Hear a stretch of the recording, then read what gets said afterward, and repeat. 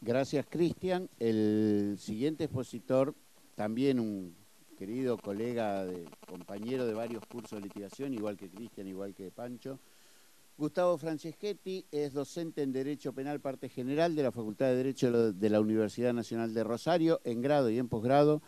Ejerció la profesión libre de abogado durante 17 años y desde el año 2011 es defensor regional en Rosario, defensor público es esto, en el marco de la reforma procesal penal. Además, dice él, y se le nota, que es un entusiasta de la universidad pública, de la reforma procesal penal acusatoria y adversarial, del juicio por jurados y de los derechos humanos de las personas privadas de libertad. También le gusta tirar gases en la manga de los equipos contrarios porque es hincha de Boca.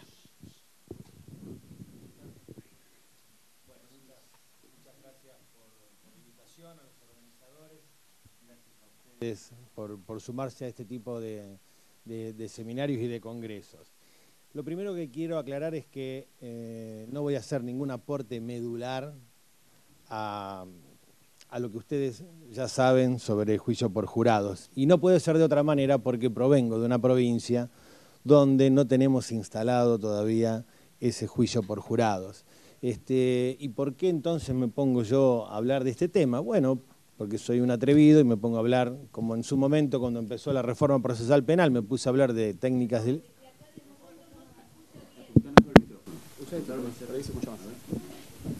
Hola, ¿ahora? Levántalo. Ah, sí. Decía, cuando empezamos la reforma procesal penal, junto con otros atrevidos, nos pusimos a hablar de las técnicas de litigación, cuando en realidad no estábamos litigando en audiencias orales. Ahora hacemos lo mismo con juicio por jurados. Alguien tiene que hacerlo, alguien tiene que tomar la posta, alguien tiene que cometer esos primeros errores. En la provincia de Santa Fe, de donde yo vengo, hace 15 meses que tenemos funcionando el sistema acusatorio y adversarial. Estamos llevando adelante una experiencia sumamente positiva. Dimos pasos bastante grandes en abrogar el gran enemigo de la oralidad y gran enemigo también del jurado, que tiene que ver con lo que estamos hablando acá, que es el expediente. En el transcurso de un año se llevaron a cabo 6.000 audiencias, más de una veintena de audiencias por día. Hemos logrado oralizar todas las etapas previas, que todas las partes imprescindibles del proceso estén presentes. Acordamos entre Fiscalía y Defensa que no debería ingresar ni un expediente ni un legajo a los juicios orales y verdaderamente se están llevando a cabo de esta manera y estamos poniendo en práctica las técnicas de litigación. El código que está vigente en Santa Fe en 2 normas habla del juicio por jurados, lo remite a una ley que se va a dictar con posterioridad y ya hay algunos proyectos de ley dando vuelta que tienen estado parlamentario, todos con juicios populares, que nosotros entendemos que debemos, a pesar de la experiencia positiva que estamos teniendo en estos primeros 15 meses, entendemos que debemos empujar la idea del juicio por jurados para evitar una contrarreforma. Es como la frutilla del postre de cualquier reforma procesal penal y es la que irradia hacia atrás de que no se vuelvan a escrituralizar los procesos y que no se vuelvan a prácticas burocráticas que nos alejan de la verdadera administración de justicia. Por lo tanto, tenemos como ganancia un verdadero sistema por audiencias, el destierro del expediente, primer gran paso necesario en el camino hacia el juicio por jurados populares. Segundo, también esto, algunos plantean con dudas si la defensa pública debe apoyar o no este tipo de solución, de finalización de los procesos penales, en el entendimiento de que los jurados van a ser una especie de linchamiento mediático, público, y bueno, yo entiendo que no es así. La defensa pública en mi provincia es una defensa que ha sido organizada como un gran estudio jurídico, que se percibe a sí mismo como un grupo de abogados, que si bien forman parte del Poder Judicial, no se perciben a sí mismos como parte de la corporación, enfrentan en conjunto y con estándares que todos cumplen, enfrentan a la Fiscalía, enfrentan a los jueces, con estándares de... Nosotros respondemos a nuestros defendidos, no respondemos a los jueces ni respondemos a los fiscales. No nos vemos como auxiliares de justicia, digamos, ¿no? Nosotros no tenemos la misión de hacer justicia, nosotros nos vemos como abogados que buscan absoluciones, sobreseimientos, desincriminaciones, a cualquier costo, mientras sea dentro de la ley y la ética, ¿no? No vamos a poner la lima dentro de la torta. Y propugnamos el juicio por jurados porque confiamos en el criterio de la gente, tanto o más de lo que podemos confiar en el criterio de un juez profesional. Ahora bien, adentrándome un poco al tema que tenía asignado, que es esto del lenguaje y la comunicación ante el jurado, también les digo que no tengo ninguna preparación en este tema, pero es algo que me preocupa y entonces vengo y lo traigo acá. ¿Y por qué me preocupa? Porque en los procesos penales, fiscales, jueces, defensores, no hacen más que poner en práctica funciones básicas del sistema republicano y democrático, que es administrar justicia, y esto debe hacerse de cara a la gente, para que el imputado entienda, para que la víctima entienda, para que la comunidad entienda, para que la prensa entienda. Si nosotros no hacemos algo que la gente entienda, la prensa lo va a traducir como a ellos les parece que es. Entonces, todos los funcionarios judiciales deben dejar de dar misa en latín de espaldas a la gente y en vez de ello adoptar un decir que tenga en cuenta los principales destinatarios. Y segundo, porque bueno, en procesos penales en los que van a ser decididos por jurados populares, es una competencia que tienen que adquirir los litigantes. Sobre todo, a mí me preocupan lo de los abogados defensores. Un abogado defensor, para garantizar el efectivo derecho de defensa en juicio, tiene que hablar claro.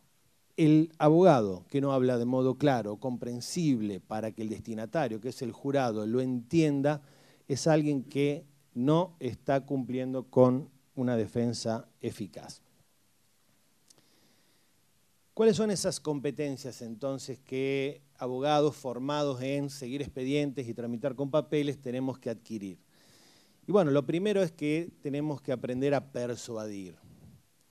En un proceso adversarial, los jurados entran al juicio sin conocer de qué se trata el caso. El litigante debe reconstruir lo ocurrido, tiene que hacerle decir a la prueba su relato y darle un encuadre jurídico. La única forma de que un jurado se pueda acercar a un veredicto absolutorio como el que pretendo como abogado defensor es que le haya yo presentado un relato coherente y que la prueba apoye ese relato coherente. Esto quiere decir que los abogados defensores también tienen que tener y preparar su teoría del caso. No es esto nada más que una obligación de la Fiscalía porque es la Fiscalía la que tiene que probar. Tienen que tener una teoría del caso el defensor, simple, sencilla, que le permita narrar y persuadir al jurado. Llevar la versión más fidedigna posible de los hechos, presentar las pruebas, para que esto le llegue al jurado. Esa llegada no se trata de apelar a sentimentalismos, a golpes de efecto, a palabras grandilocuentes, sino que se trata de construir y comunicar un discurso sólido, pero que a su vez sea atractivo y respetuoso del jurado, sin menospreciarlo. Es muy importante entonces comenzar con un buen alegato de apertura, es fundamental, donde personas que no tienen ningún conocimiento del caso, se le haga una introducción de lo que va a suceder en ese proceso y cómo yo voy a probar y demostrar. Le voy a marcar los highlights para que esas personas, al transcurso de la audiencia, estén avisados de que tienen que prestar atención a tal o cual cosa. Reitero esto de que los defensores también tienen que tener una teoría del caso, porque si bien no tienen la obligación de probar la inocencia, tienen el derecho de hacerlo. Y no solamente tienen el derecho de hacerlo, sino que les conviene hacerlo. Yo entiendo que si persuado al jurado que los hechos sucedieron de tal o cual manera, y esa manera desincrimina a mi defendido, es mucho más probable que yo pueda obtener una absolución que si me limito a negar absolutamente todo. Para esto es imprescindible, y es algo que también en los que nuestros procesos adversariales en su diseño legislativo no han incursionado, es en que las defensas deben estar dotadas de herramientas legales para poder hacer sus propias investigaciones defensivas. No están dotadas las defensas de esos instrumentos, no se puede convocar a un testigo, compeler a un testigo para interrogarlo como lo puede hacer la Fiscalía, o producir informes, o tener estructura como para llevar a cabo pericias. Allí hay una desigualdad de armas. También hay que abandonar una práctica, como decía recién, en que el abogado defensor se limita a negar todo sin dar una explicación alternativa a los sucesos. Es mejor, obviamente, si demuestro que el día de los hechos estaba en Tangamandapio, que si me limito a decir que yo ese día no fui, no estaba. Hay que hacer un esfuerzo, obviamente, para dar una explicación creíble de lo ocurrido. No una explicación del hecho, porque si yo no estuve en el hecho, no tengo que explicar el hecho. Una explicación de qué pasó con mi defendido ese día. Una mala práctica a la que todos los abogados defensores estamos acostumbrados es hacer las defensas negativas en cascada. Si la acusación es que fui a casa de Pedro y lo intimidé con un arma para que me pague una deuda y que no me la quiso pagar, me llevé la billetera, las defensas suelen ser así. Yo no fui a la casa de Pedro, pero si eso queda probado, no llevé armas, pero si eso queda probado, no la usé para intimidarlo, pero si eso queda probado, yo no me llevé la billetera, y si todo eso queda probado, por favor, ¿me perdonan? Esta no es una buena estrategia ante el jurado. Recién Cristian habló de lo mismo, ¿no? No tiene ninguna credibilidad, porque nunca sabrá ese jurado cuándo estoy diciendo la verdad y cuándo no la estoy diciendo.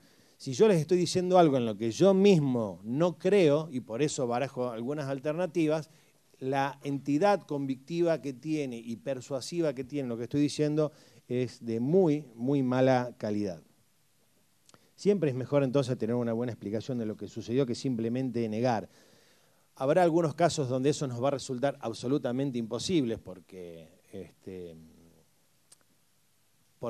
la prueba es muy contundente. Bueno, es de suponer que ese tipo de casos donde la prueba fue muy contundente generalmente van a resolverse en algún procedimiento abreviado, ¿no? Pero bueno, puede llegar a pasar eso. Esto quiere decir que la defensa no tiene que barajar defensas alternativas, es decir, así como la Fiscalía, además de su acusación principal, puede tener delitos menores incluidos. ¿Quiere decir esto que la defensa no pueda tener, además de su explicación principal, alguna defensa alternativa? No, no quiere decir eso. Se puede tener una defensa subsidiaria y alternativa, ¿sí? El tema es a quién se lo cuento yo esto, a quién se lo dirijo. Yo creo que el defensor tiene que ser lo más persuasivo posible con una versión de los hechos dirigida al jurado, y luego esa posibilidad de defensa alternativa la tiene que incluir en las instrucciones, es decir, el jurado no la recibe como mensaje del litigante, sino que la va a poder barajar como posibilidad a la hora de resolver. Ya Cristian estuvo hablando de esto. Además, creo yo, el defensor puede explorar las posibilidades que el juicio por jurados tiene como transformador del derecho. Por ejemplo, cualquiera acá me diría que según la doctrina y jurisprudencia dominante no es legítima defensa, o sería muy difícil que digan que es legítima defensa el caso de la mujer que está envuelta en un círculo de violencia machista, que no encuentra salidas a su vida y en un momento determinado su esposo está desprevenido, no la está atacando en ese momento y lo mata, ¿no? La respuesta tradicional a eso es: acá no hay legítima defensa. O la pelea entre bandas, donde hay una banda que me persigue hace meses, me tirotearon la casa 4 veces, me tiraron bomba molotov 2 veces en mi casa, y sigue la persecución en contra mío. Y yo salgo y mato a uno para cortarla porque es él o soy yo. Bueno, tampoco eso se considera legítima defensa en la interpretación de las normas que tradicionalmente hace la doctrina y la jurisprudencia. Muchos criterios interpretativos de la ley o la Constitución están asentados en una doctrina y jurisprudencia que se repite, donde el juez profesional la reitera, asentándose en esos argumentos, en esas citas de autoridad. Esto se interpreta así porque lo dijo Soler. Y bueno, podemos tener una visión transformadora del derecho a través del juicio por jurados, porque el jurado no conoce a Soler. Después de todo, el derecho, para mí, no es una ciencia. y para el que lo considera una ciencia se la puede ver como una ciencia como la ve Thomas Kuhn, ¿no? Una visión sociológica de la ciencia, de que es una serie de axiomas tomados desde una perspectiva, ¿no? X. Esa perspectiva, ese paradigma mañana cambia y todo cambia. Así que lo que ayer era verdad puede no serlo mañana. Ahora bien, ¿qué otras herramientas tenemos para persuadir, además de una buena teoría del caso?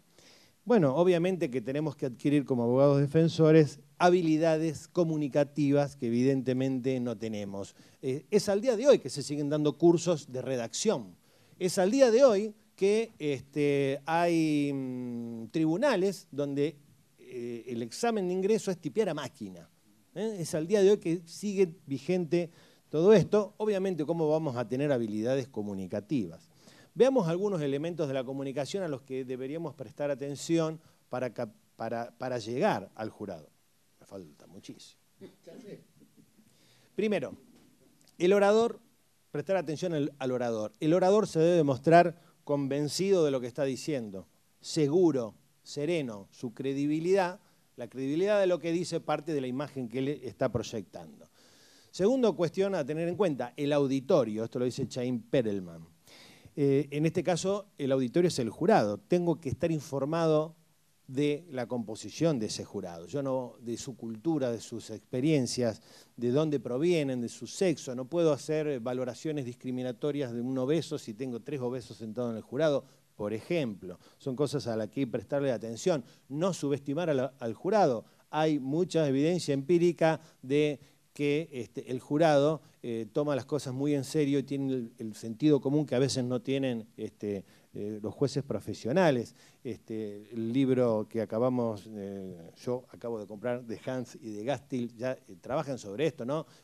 Cuán seriamente trabaja el jurado. Entonces, algo muy mal que haría un defensor es subestimar las capacidades intelectuales de ese jurado.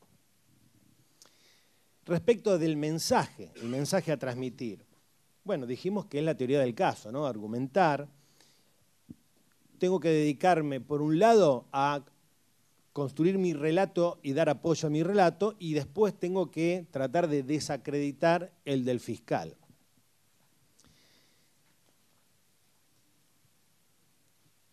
Todo discurso lo tengo que organizar, no puedo sentarme allí a improvisar a ver qué es lo que voy a decir.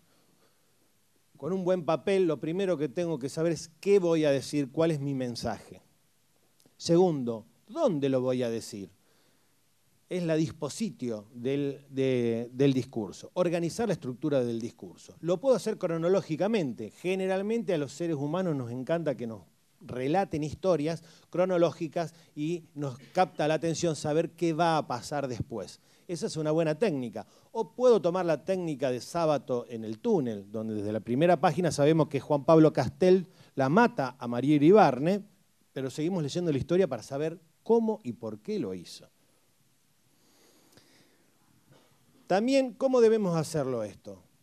Sentados leyendo un papel, como estoy haciendo yo, muy mal, o parados y hablando, apelando a la memoria. Obviamente que esto es mucho mejor y para eso hay que estar también preparado. ¿Qué voy a hacer si tengo un bache? ¿Cómo voy a salir de eso? Tener apoyo, si lo que necesito, puedo tener un PowerPoint, un mapa, algún objeto, algo que me ayude a mostrarle a ese jurado de cómo sucedieron las cosas. También prestarle atención a la pronunciación, ¿no? Si yo quiero que el jurado se haga ciertas preguntas que sé que no tienen buena respuesta, hacerles yo esas preguntas, no dejar que ellos las busquen por sí mismos, hacer esas preguntas y hacer una pausa. Hacer exclamaciones en los momentos que quiero remarcar y llevar un ritmo que la gente me pueda seguir. ¿Y cómo decirlo? Lo que en la estructura del discurso es la elocutio. Hay una comunicación no verbal y una comunicación verbal. En la comunicación no verbal, para mí es muy importante el contacto visual. Esto cualquier maestro lo sabe. Si yo miro a los ojos a la gente a la que le estoy hablando, comprometo su atención para conmigo. Si yo estoy mirando un papel o clavo la mirada contra el techo, permito que cualquiera pueda no sentir vergüenza de que no me está prestando atención. Muy bien, me está prestando atención. Y esto también, ¿no? Las reacciones del público, cuando hay aprobación y cuando no la hay sobre lo que estoy diciendo. Es la retroalimentación, es muy importante. Y finalmente, respecto a esto del cómo decirlo y el uso del lenguaje, los abogados tenemos que cambiar muchísimo, porque estamos acostumbrados, como decía antes, a dar misa en latín, a hablar, repetir el argot policial, a repetir ya no tiene más sentido eso. Es parte de la comunicación, manejar el tiempo, voy a llegar. Y el léxico jurídico, porque estamos acostumbrados a hablar entre profesionales del derecho que sabemos o creemos que sabemos qué es lo que estamos diciendo. Pero a ver, estamos administrando justicia, tenemos que hablar de un modo que, como dije al principio, que entienda el imputado, que entienda la víctima, que entienda la gente. Y quiero decir algo, en este primer año que llevamos de trabajo en Santa Fe, eso no se pudo superar, porque en la inmensa mayoría de las audiencias solamente hay sentados abogados, no hay público, inclusive en los juicios hay muy poco público, entonces los abogados no se vieron obligados a cambiar esa forma de hablar y de expresarse.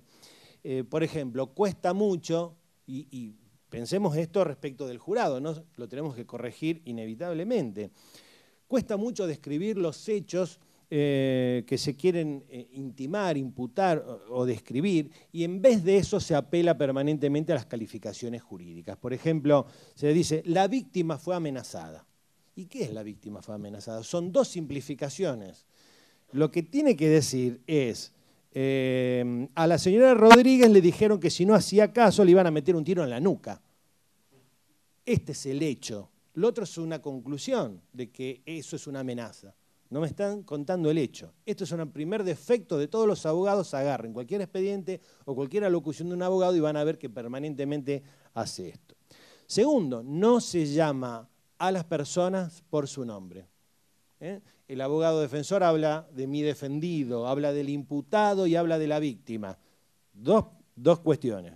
Primero, tengo que usar el nombre y el apellido, si es preferible el nombre, para humanizar a mi defendido. Segundo, yo estoy etiquetando. Si la víctima, yo le digo que es la víctima, el jurado que va a pensar, ¿qué es la víctima? Y entonces, ¿mi defendido qué es? Y es culpable.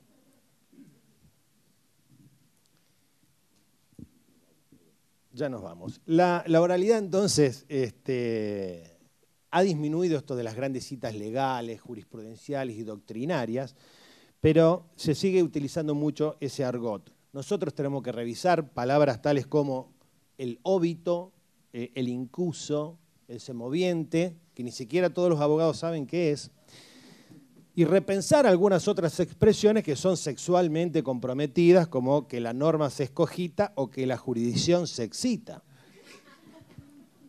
Y la peor de todas es el exhorto, que nunca supe si era un acto jurídico contra natura o qué. Bueno.